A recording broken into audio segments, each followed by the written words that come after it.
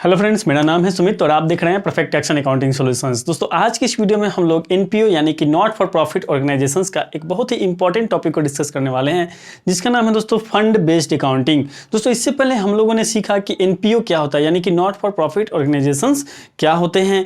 इसके साथ साथ हम लोगों ने सीखा है कि रिसिप्ट एंड पेमेंट अकाउंट किस तरह से बनाया जाता है, इनकम एंड एक्सपेंडिचर अकाउंट किस तरह से बनाया जाता है। दोस्तों, अगर आप लोगों ने अभी तक उन वीडियोज़ को नहीं देखा है तो प्लीज़ पहले उन वीडियोज़ को एक बार जरूर देखिए, जिससे आपको इसके पीछे का सारा कंसेप्ट अच्छे से क्लियर हो सके। क्योंकि दोस्तों, जब भी आप अकाउंट्स का कोई चैप्टर पढ़ते हैं तो उसका कंसेप्ट क्लियर होना बहुत ही ज़रूरी होता है। अगर उसका कंसेप्ट क्लियर नहीं होगा तो आप उस क्वेश्चन को, उस चैप्टर को सही ढंग से डील नहीं कर पाएंगे। इसलिए दोस्तों, मैं सजेस्ट करता हूं कि जब भी आप कोई नया चैप्टर पढ़ें तो उसका कंसेप्ट को अच्छे से ज़रूर समझें। क्लियर है दोस्तों?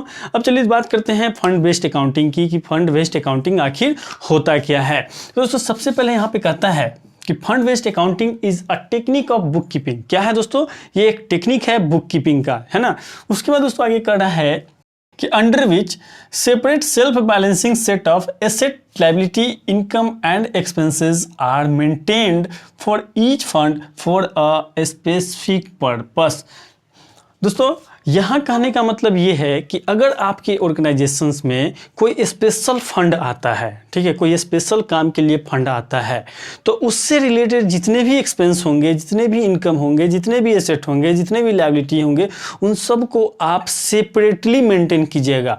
ठीक है, ऐसा नहीं है कि जिस पर्पस के लिए आपके पास फंड आया है उस पर्पस के लिए अगर आपने एक्सपेंस किया है, इनकम किया है, तो उन सबको आप इनकम और एक्सपेंडिचर अकाउंट में लिख दें। नहीं, उसको आपको अलग से मेंटेन करना है। फॉर एग्जाम्पल, मान लेते हैं दोस्तों कि आपके ऑर्गेनाइजेशंस में मैच के लिए अलग से एक फंड आया, यानी कि मैच फंड आया। ठीक है, 80,000 रुपया आपके पास ये फंड आया है। तो दोस्तों, इस 80,000 रुपया को आप क्या करेंगे? क्या इसे आप इनकम एंड एक्सपेंडिचर अकाउंट में दिखा देंगे? नहीं दोस्तों, इसे आप इनकम एंड एक्सपेंडिचर अकाउंट में नहीं दिखा सकते हैं, क्योंकि दोस्तों ये स्पेशल पर्पस फंड है। ये एक स्पेसिफिक फंड है कि ये जो फंड है वो सिर्फ और सिर्फ मैच के लिए खर्च किया जाएगा। क्लियर दोस्तों? तो स्पेशल फंड है, तो इसलिए इसको हम इनकम एंड एक्सपेंडिचर अकाउंट में नहीं दिखाएंगे। तो दिखाएंगे कहाँ दोस्तों? इसे हम दिखाएंगे बैलेंस शीट की लायबिलिटी साइड में। ठीक है, अब मान लेते हैं दोस्तों कि फंड तो आ गया, ठीक है, आपने मैच भी कराया। तो जब मैच कराया तो उसमें क्या हुआ कि 30,000 रुपया का एक्सपेंस हुआ। ठीक है, तो क्या करेंगे आप? ये 30,000 रुपया इनकम एंड एक्सपेंडिचर अकाउंट में दिखाएंगे? नहीं दिखाएंगे दोस्तों, ये स्पेशल पर्पस फंड है, इसलिए आप क्या करेंगे? ये 30,000 रुपया जो एक्सपेंस है आप इसी फंड में से लेस करेंगे। समझ में आई बात? उसी तरह दोस्तों, मान लेते हैं कि आपने जो मैच कराया तो उसमें आपने कुछ टिकट भी सेल किए, मैच के टिकट्स भी सेल किए। फॉर एग्जाम्पल, आपने 32,000 रुपया का मैच टिकट सेल किया। ठीक है, तो क्या ये 32,000 रुपया को आप अपने इनकम एंड एक्सपेंडिचर अकाउंट में दिखा देंगे? इनकम साइड में नहीं दिखाएंगे दोस्तों। क्यों नहीं दिखाएंगे दोस्तों? कि स्पेशल पर्पस के लिए आपके पास एक फंड आया था, उसी फंड में यहाँ पे एक्सपेंस हुआ और यहाँ पे इनकम हुआ। ठीक है, अब मान लेते हैं दोस्तों कि अगर आप कोई गुड्स परचेज करते या कोई एसेट परचेज करते, ठीक है, तब आप क्या करते हैं दोस्तों? तब आप इसमें उस एसेट के वैल्यू को ऐड कर देते हैं। ठीक है, यानी कि स्पेशल पर्पस फंड के लिए आप अलग से separate self balancing account maintain करेंगे। ठीक है, जो कि आपको कैपिटल साइड में, बैलेंस शीट के लायबिलिटी साइड में दिखेगा। क्लियर है दोस्तों? समझ में आई? जितने भी स्पेशल पर्पस फंड होंगे उसको आप अलग से सेपरेटली मेंटेन करेंगे। ऐसा नहीं है कि उस फंड को आप इनकम एंड एक्सपेंडिचर स्टेटमेंट में दिखा दें। क्लियर है? आइए दोस्तों, इसके कुछ इंपॉर्टेंट पॉइंट्स को भी देख लेते हैं। दोस्तों, यहाँ कहता है कि separate set of book for each fund. आपको हर फंड के लिए सेपरेट बुक मेंटेन करना है। ठीक है, हर फंड के लिए एक अलग से अकाउंट बना लेंगे। ठीक है, और उसको उसी में मेंटेन करेंगे, और मेंटेन करने के बाद उसे कहाँ पे ले जाएंगे दोस्तों? तो बैलेंस शीट के लायबिलिटी साइड में ले जाएंगे। क्लियर है? आगे कर रहा है source of fund.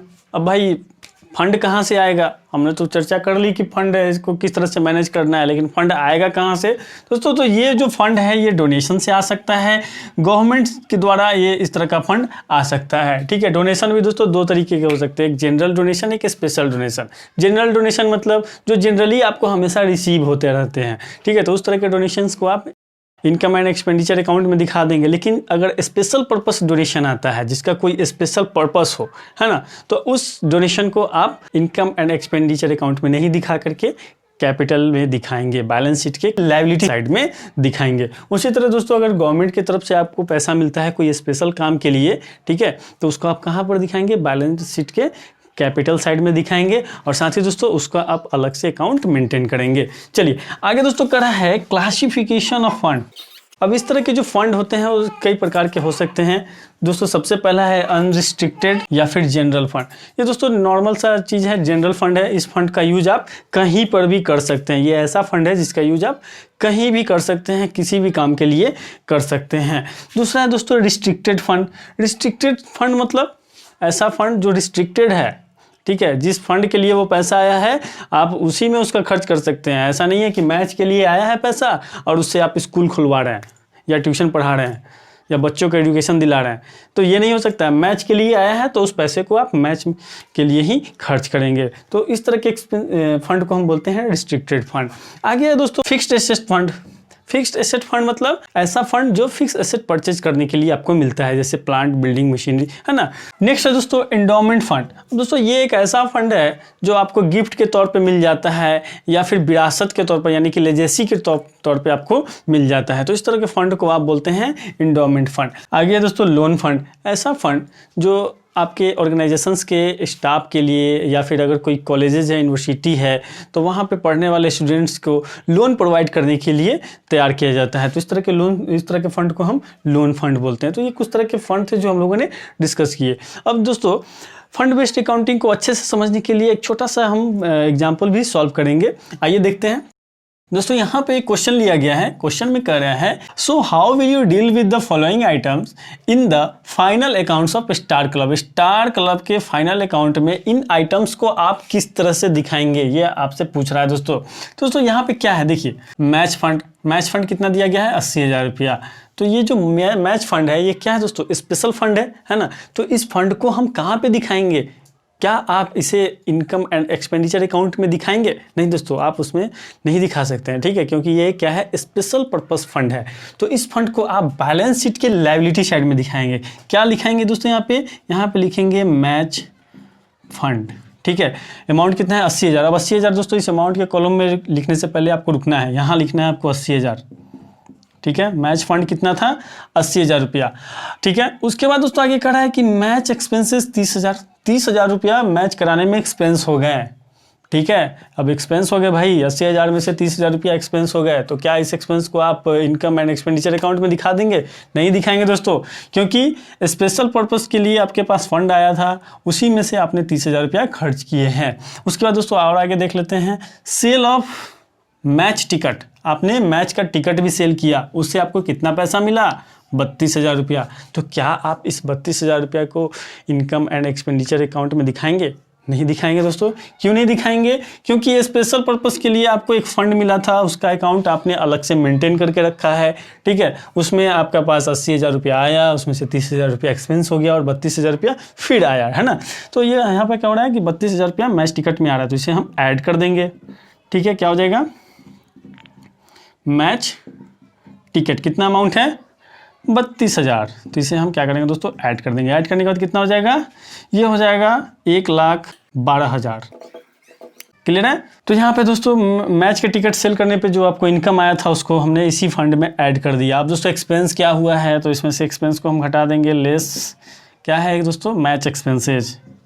Match expenses कितना अमाउंट है दोस्तों, 30,000 रुपया। तो 30,000 रुपया को हम इसमें से क्या करेंगे, लेस कर देंगे। कितना बच जाएगा ये, तो ये बच जाएगा 82,000, ठीक है।